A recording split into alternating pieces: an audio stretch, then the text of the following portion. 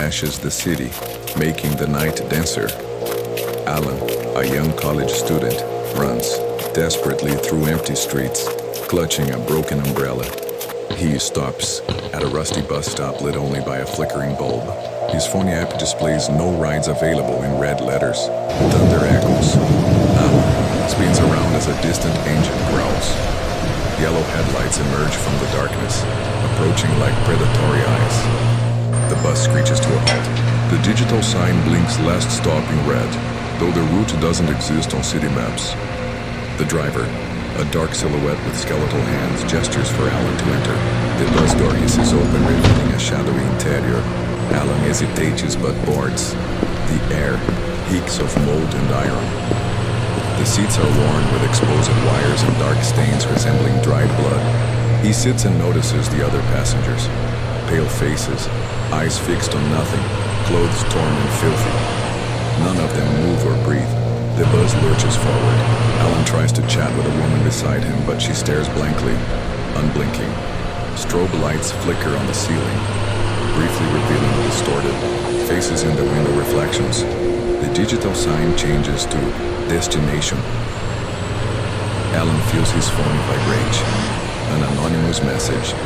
Get off now. He stands, but the bus door slams shut. The driver is gone. The vehicle speeds toward a desolate road. The windows darken as if coated by a living substance.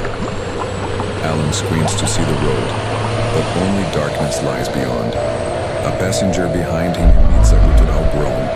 Alan turns to see all passengers now staring directly at him. The bus floor shakes. Alan stumbles and falls, hitting his head. When he stands, his reflection in the glass shows a deformed, demonic face. The sign blinks, "You're next." The passengers begin laughing in unison, a metallic, distorted sound. Alan runs to the back door, but it dissolves into black smoke. The interior lights die, leaving only the red glow of the sign. Shadowy figures emerge in the aisle, advancing slowly. Alan backs away, but the seats shift, blocking his path. The bus enters a dark tunnel. When light returns, Alan is alone. The passengers are gone, but their clothes pile on the seats. He hears whispers in his ear. No escaping. Turning, he sees his own face in the bus mirror, dead, with black eyes. The sign sparks, revealing the final message: "Welcome to your hell." The bus plunges into a spiral of darkness. Alan wakes in a narrow corridor, walls of rusted metal pulsating like veins. The air is thick shadows darting in the corners. He walks, but the floor feels alive, trembling underfoot. Red lights flash, revealing numbered doors without handles. A mirror appears on the wall. His reflection smiles, though Alan isn't. The reflection points behind him. Turning, he sees only darkness.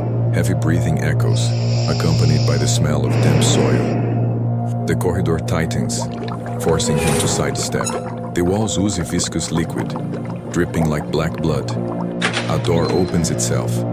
Inside, a room with broken TVs showing distorted footage of Alan sleeping.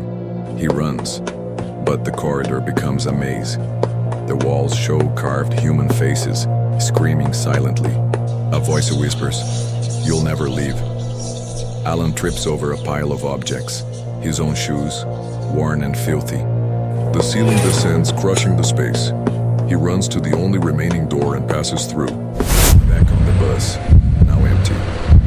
The windows are covered by a pulsating membrane, like human skin. The digital sign blinks, "You're alone." But Alan feels presences behind him. Turning, he sees only empty seats. The bus floor turns to quicksand, pulling his feet. He struggles but sinks slowly. A skeletal hand emerges from the seat beside him, grabbing his wrist. Alan breaks, free, but the hand leaves black marks on his skin. The bus stops abruptly. The door opens to a dark abyss. Distant voices chant his name in unison. He backs away, but the seats begin bleeding black liquid, forming pools on the floor. The corridor mirror appears at the back of the bus. His reflection is eyeless, its mouth moving soundlessly. The sign changes to "They're inside you." Alan feels something moving in his veins, as if parasites invade him. The seats turn into cages. Inside them, smaller versions of Alan scream silently. The buzz spins, walls dissolving into distorted memories of his life. Alan sees his own funeral. A voice echoes, "This is your hell." The bus stops and Alan realizes he's sitting beside himself, dead, eyes fixed on him. Alan stares at his dead reflection beside him. Slowly, his own hand starts to fade, as if made of smoke. The bus stops at an unknown location. The door opens, but outside is only black void, no ground or sky. Voices whisper, "You're one of us now." Alan feels something crawl up his spine like spiders under his skin. His eyes bleed black liquid. He touches his face and realizes his skin is melting, revealing metal beneath. The sign blinks. Full integration. The seats open, revealing claws that grab his ankles. Alan is pulled into the bus floor, now a mouth with iron teeth.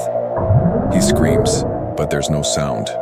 The bus lurches forward, now with Alan fused to the ceiling, his silhouette trapped like a bug in under. Ghostly passengers board, sitting normally. One is the woman from earlier, now with Alan's face. The bus passes a normal street. People outside don't see it, as if it doesn't exist. Alan, still stuck to the ceiling, watches his body turn into wires and bolts. His consciousness remains intact. The sign changes to "Next stop, you." A new victim enters. A man in a suit, clutching a broken umbrella. The man sits and looks at Alan but doesn't react. His eyes are empty. Alan tries to speak, but his mouth is sealed with barbed wire. The bus roars, speeding into darkness. The suited man starts bleeding from his ears. His veins glow red, like circuits. The bus stops again. The door opens to a busy street, but no one enters or exits. Alan watches helpless as the suited man is absorbed by the seat, his bones cracking like twigs. The sign clinks continuous cycle. The bus moves on, now with more passengers fused to the walls. A child boards. She smiles at him, but her teeth are blades. He closes his eyes but can't look away. Noisy. The bus plunges into an endless tunnel, walls made of screaming faces. Alan realizes he's one of them.